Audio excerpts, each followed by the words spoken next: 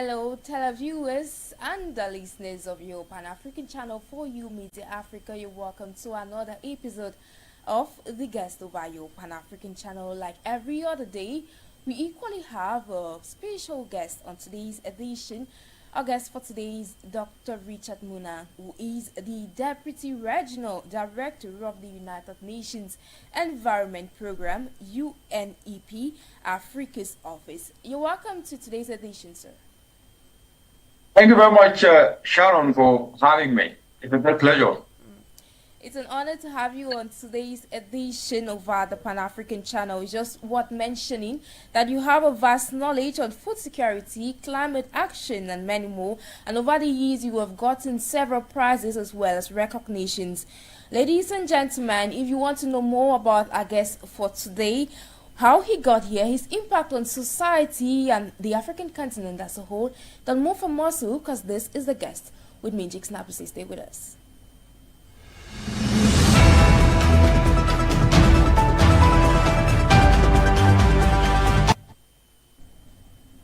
If you're just joining us, you're on to the guest over your Pan-African channel For You Media Africa. You might be watching us over For You Television. Why not listening to us over For You Radio, FM 96.3, or over our various social media handles. Today we are having a special guest. On today's episode of The Guest, he's Dr. Richard Muna, the Deputy Regional Director of the United Nations Environment Program. So I'm going to kickstart with today's one-on-one, sir. I would like to find out, because our millions of televiewers and listeners might be wondering who Dr. Muna is and how he got here. Could you tell us more about your portfolio? Yeah, thanks again, Sharon, for having me on this very important discussion. And I am Richard Munang, and I come from Cameroon, the northwestern part of Cameroon, in a small village called Jinquin in Com. And I grew up herding goods, going to school with shoes like many across Cameroon and Africa do, which is not a problem. And I went to school in Jinquin, later on to GBHS Bamenda, later on to ENS Bambali, after which I got a scholarship to study environmental science in the University of Nottingham in England, and later on a PhD on environmental change. But to put it in perspective, what I noticed throughout the entire journey was that what makes a person who he is today, wherever he is a set of values and cultural values that we are brought up, which is values of humility, values of diligence, values of hard work, dedication. And this is what makes the difference, regardless. And sometimes these aspects are not always highlighted, and the big degrees, the PhDs, the doctors and masters are usually what takes center stage. And so the self-discipline, as a result of the cultural values that our community actually inculcated in each and every one of us, is summed up in this African proverb that it takes a village to raise a child. And one of the things, especially in my local language, in Com language, that says, which means that one hand cannot tie a bundle, is what I have actually noticed in the course of my work that is important, which is unity. Because without unity of purpose, the challenges that Cameroon and Africa faces today, they cannot be solved. And therefore, each and every one of us need to trust one another, need to build that trust, then be able to offer solutions and work in partnership. Because alone, we can just do as much, but together, we can do much more. And so, who I am, based on the values that I've articulated, to what I do today, working with government to provide advice on environmental solutions, especially climate change, which is already manifesting itself across the continent in terms of floods and droughts, which we've seen recently in DRC, in Rwanda, and droughts in Kenya, in the Sahel, and floods in the northern part of Cameroon, and even to central and southwest province recently, which we saw that in August. So the reality of the changing climate and environmental degradation are already on us. And so my work actually do not only highlight the problem, but prefer solutions in which each and everyone can be able to take, and more so governments. And what I've learned in the course of doing this is that without people's attitude de-risk from the perspective of knowing that they need to take responsibility, the challenges we keep discussing will never be solved, because it is people who do development for themselves and not the other way around. Saying you've been working with the youth and, of course, governments across Africa and beyond. Could you tell us about your feedback so far? The reality is that there is an English saying that says the test is in the pudding. And this translates to an African proverb that says, he who have eyes is not asked to see. And what this means is that the work that we've been doing with youth, from helping them to be able to turn simple agricultural waste and plastic waste to fuel briquettes, to pavement tiles, simple waste to burgers, is manifested across different countries where we are actually seeing those youth who are developing and fabricating solar dryers to help mothers in communities in Uganda, in Cameroon, northern Cameroon, in Yaoundé, in Kolbede, down to Nigeria, to West Africa, down to South Africa. So the work we do with youth is premised on a very simple idea that each and every one of us do have talents, but those talents need to be ignited so that at least they become skills by applying effort and learning and restoring the skills of youth to be able to see opportunities and challenges is what we've been doing. And to your question specifically, the feedback is that without making them to see opportunities and challenges, they will remain in a complaining mode, which seems to be the trend that the continent is facing today. The feedback is that when you make young people to see that in challenges, environmental challenges for that matter, in climate change challenges, they can be able to tap opportunities and put more money in their pockets and food on the table, then they will see it as a business opportunity. And that is the missing link within the conversation. What the youth are telling us at the end of the day is that the data that is coming out from the work that they do is very, very essential in informing government policy, especially fiscal incentives, be able to ensure that at least tax breaks for youth who have developed enterprises and businesses around turning waste briquettes to replace charcoal, turning waste to biogas to replace kerosene and other aspects of fossil fuels, can actually be able to reshape government policies that will enable more youth to create opportunities within that. And that's the feedback we're getting. And also the feedback we're getting from community youth is that they have always been thinking and hoping that without getting a white-collar job from government, then it means their dreams have actually been shattered. But now they are seeing that they are becoming the custodians of their own lives and devising innovative solutions that are helping communities value to what they produce as a result of the youth fabricating solar dryers, that are helping mothers, instead of depending on charcoal and actually walking long distances to fetch firewood, are able now to be able to use fuel briquettes that burn longer, that do not pollute, and at the same time have been shown to be more cost effective. That's the feedback we're getting. Okay, away from that, now you highlighted that youths might have different talents across Africa. Now, what are some of the initiatives you have brought forth to ensure that the youth, they get more engaged in activities regarding climate change and all this across the continent? The narrative around environmental challenges and climate change has been skewed towards one word: finance. But I think that is a misnomer. Of course, Africa needs monumental sums of money to be able to build climate resilience, over $3 trillion US as we speak today. But at the end of the day, the biggest missing link within this equation has been the people. It is people who do development for themselves. And people cannot be able to build climate resilience without them being de-risked. And what I mean by de-risking here, giving them the right tools, making sure that their attitudes to learn and be able to retool their skills happen. And so through our work, what we've been bringing to this climate space is to help drive a narrative that is premised on two words: innovative volunteerism, where youth are inspired to voluntarily volunteer themselves into the solution space to retool their skills as they turn their passions into profits.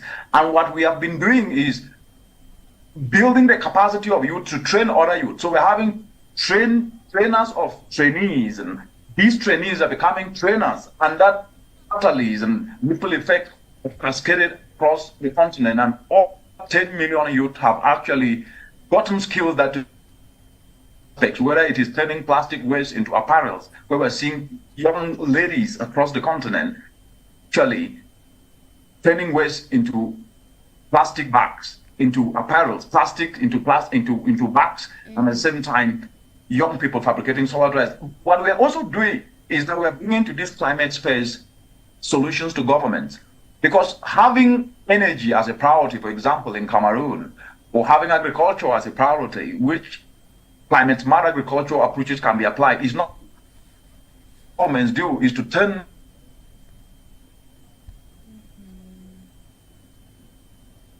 So we're giving these tools to government and at the same time helping them to develop what we call an innovative blended finance facility that can be able to leverage simpleton things and jangis and cooperatives, be able to direct them by providing money. For example, when government give money for development through institutions that might not be able to actually have that fiduciary responsibility, it might not be optimal, but when governments give just 1% of their entire budget through cooperatives or microfinances that can be able to loan to young people, what money will reach a common person on the ground who is doing something implemented. And those are the kind of things that we're bringing. But overarchingly, it is not just about money or tools. It's also about inspiration. And I've leveraged this space to be able to drive not just solutions from the perspective of providing tools, but also to inspire young people who make up the majority in the continent to know that they can be able to do it regardless of their background. To know that at least when they are able to retool their skills, they can have the right skills to be able to tap opportunities in challenges, especially climate challenges, and they can be able to make a lot of money. We are seeing this in Cameroon, where in Douala, where you are today, there is a young lady under a company called Balochi, where they are using information communication technology to map where there is waste in Douala, to then be able to link it to waste pickers and process it into fertilizer, to biogas and briquettes. And it's the same thing happening in Colgate, in Yaoundé, where young people have come together, run a cooperative, and have actually used their skills to build what is called a biodigester that today is providing biogas to the community. And the young people are making money. The community is also making money because they're using Zangi approach. The fertilizer that they're getting there is replacing chemicalized fertilizer, and they're growing their vegetable. So the point I'm bringing up these simple examples is that by inspiring people, they can be able to start to do something even without liquid cash. And in the course of doing that, they can then be able to make money. And with that, this narrative and approach, we might be stuck for quite a very long time because the continent needs over $3 trillion US to drive climate action. And just in line with what you have stated, this is going to go a long way in equally boosting economic growth and development across Africa. Now, recently, your book titled "Making Africa Work: True Power or the Power of Initiative of Volunteerism," beg your pardon, was published, and now you're based in Kenya. We are aware of the fact that there is a gap that exists between the present and those linked to volunteerism in, say, climate and environmental related initiative. Now, this has been the trend across Africa. Could you enlighten us on how this gap could be addressed in African countries? And that goes back to one word: narrative. The narrative brought up with has been that of dependency and not necessarily that of us trying to do what we can do by using what we have to get what we don't have. You can only get what you don't have by using what you have. Your voice to be a journalist, your skills and knowledge to be able to solve a problem, your experience to be able to apply somewhere else. And that is the foundation of how economies and progress is made anywhere in the world. And because of the fact that our upbringing as Africans have been not necessarily nurtured on the fact that you can only get what you don't have by using what you have, which is our skills, our passions, and our talents, have made us not quickly and seize opportunities as they should be. I'm generalizing this, but that is the trend across the entire African continent. And whether we like it or not, these are facts whereby we will blame an uncle for not supporting us, but without us showing what we did for that uncle to support us. To blame an aunt for not doing something for us because we think that it is our right for that to be done. And it's the essence of innovative volunteerism. The reason for writing the book was pretty much to not only showcase my story of growing up in adversity, but also to provide an alternative to development in which we, the people, we, the citizens, can be able to leverage what we can offer wherever we are to then turn challenges into opportunities, to be able to turn our passions into profit.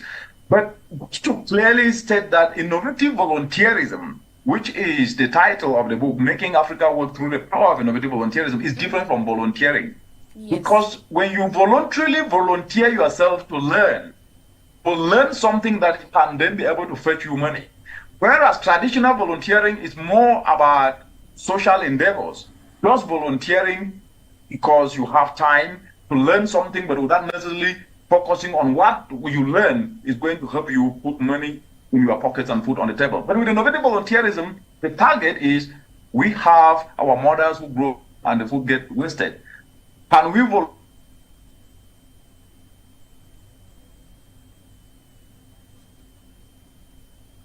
Ladies and gentlemen, if you're just joining us, this is the guest of your Pan-African channel for you Media Africa. And of course, we are having Dr. Richard Munang, who is the Deputy Regional Director of the United Nations Environment Program. You're welcome back, sir. Thank you very much. Yeah, right, and from where you stop, please.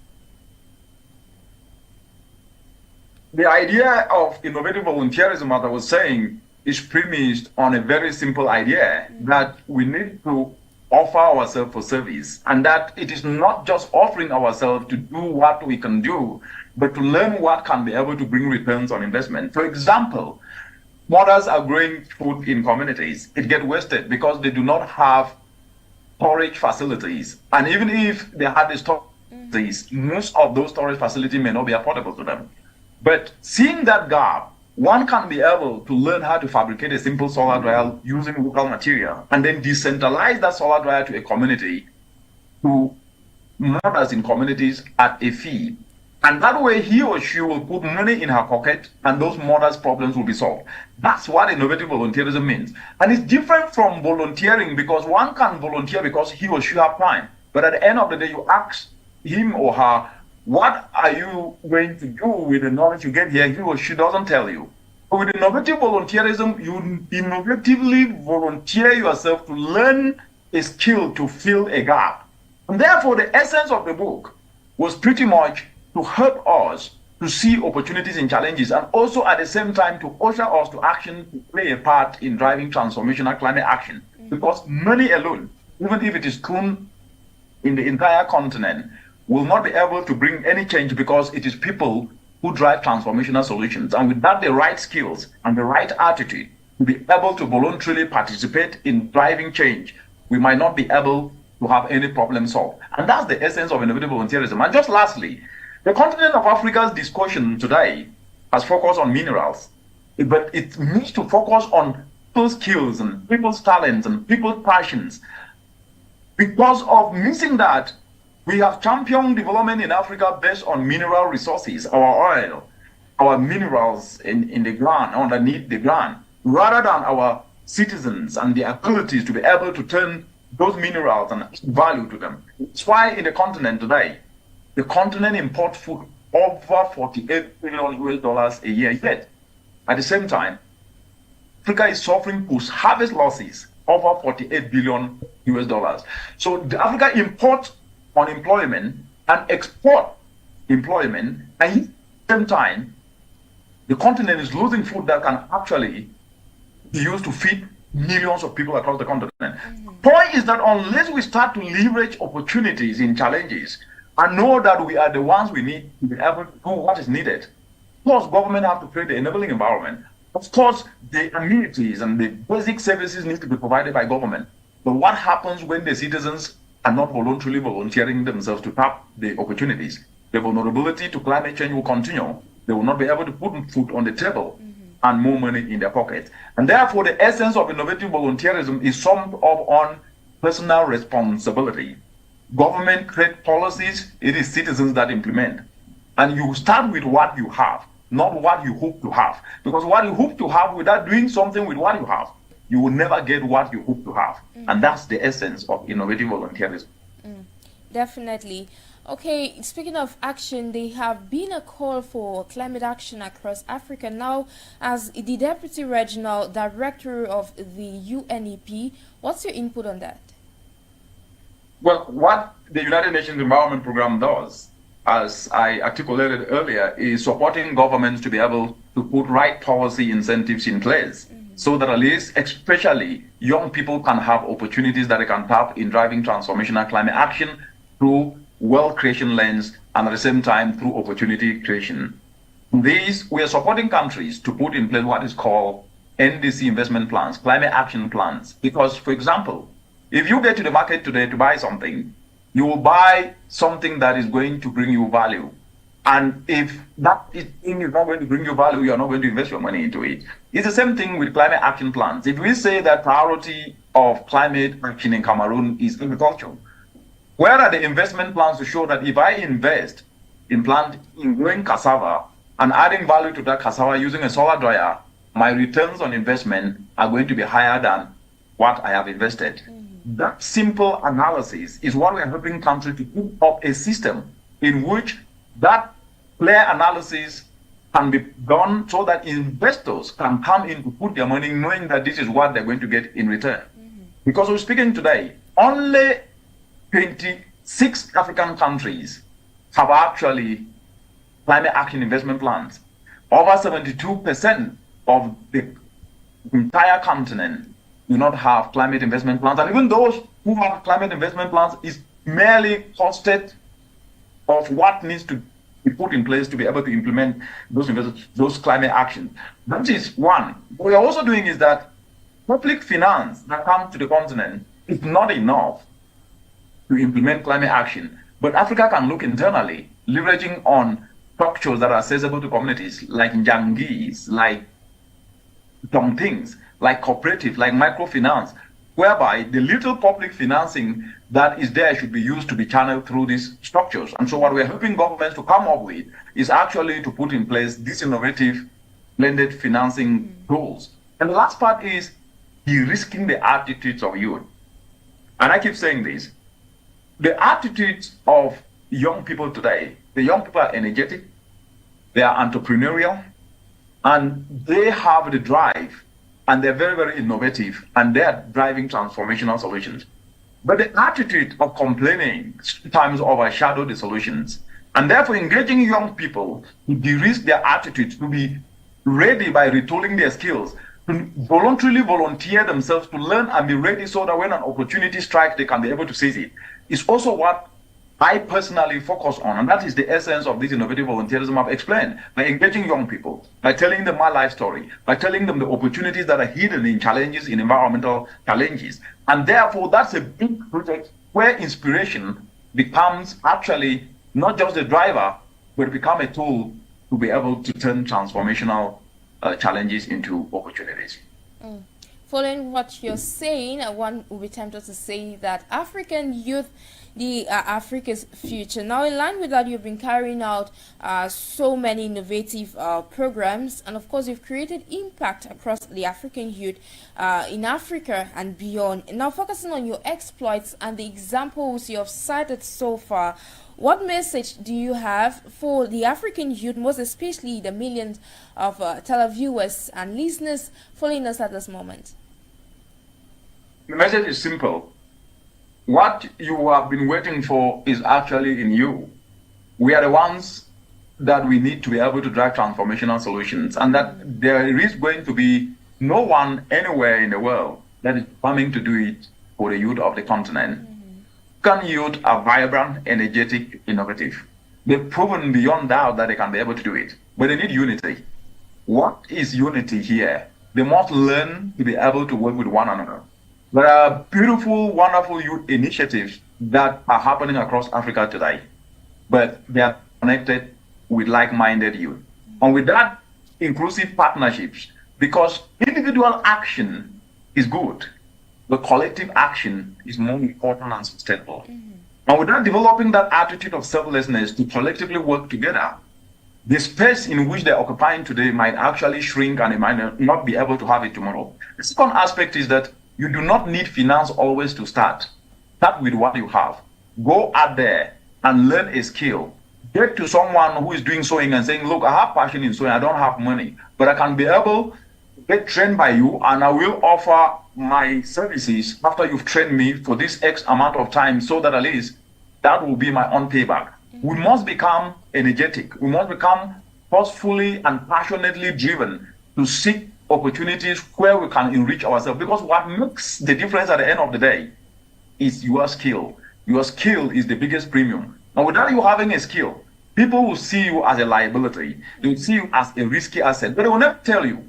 But what offer called value is what trade in the market of solutions today.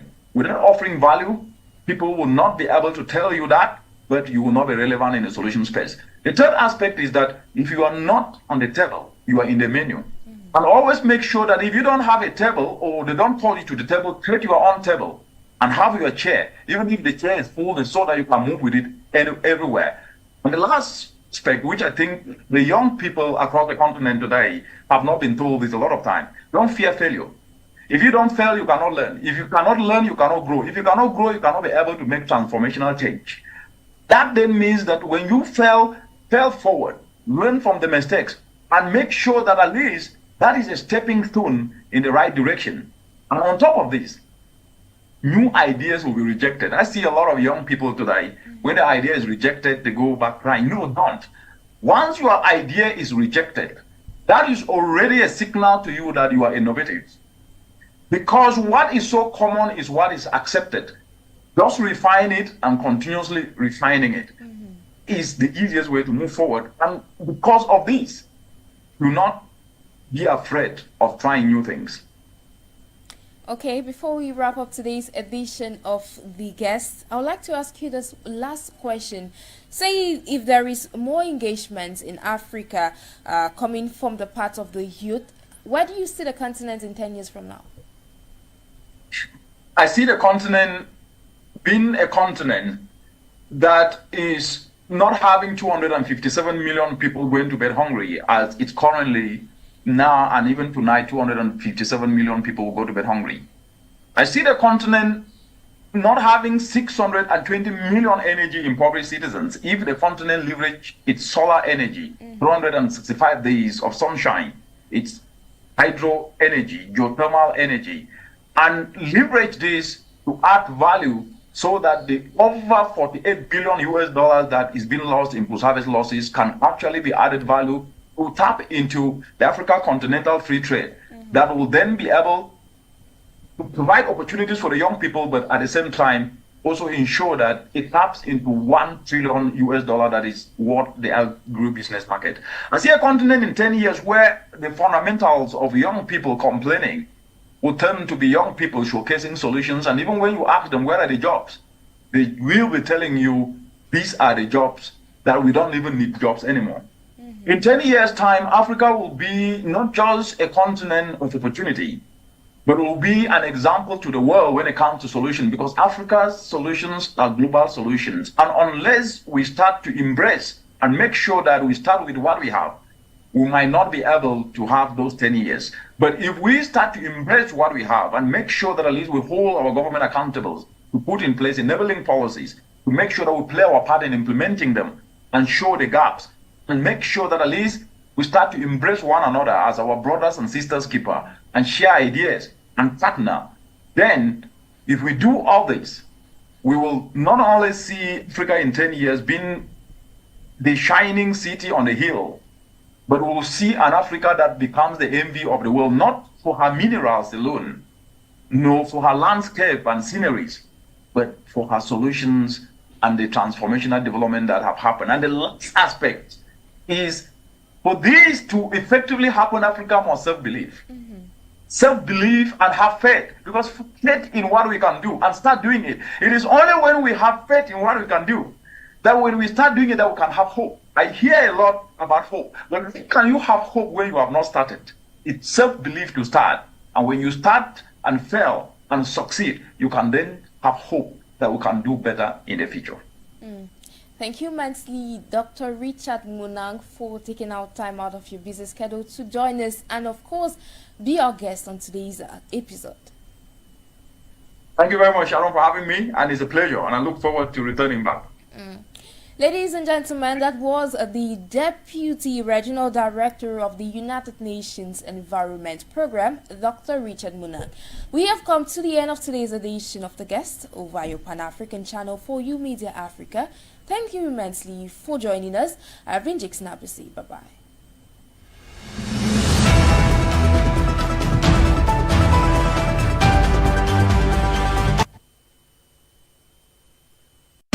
Votre chaîne.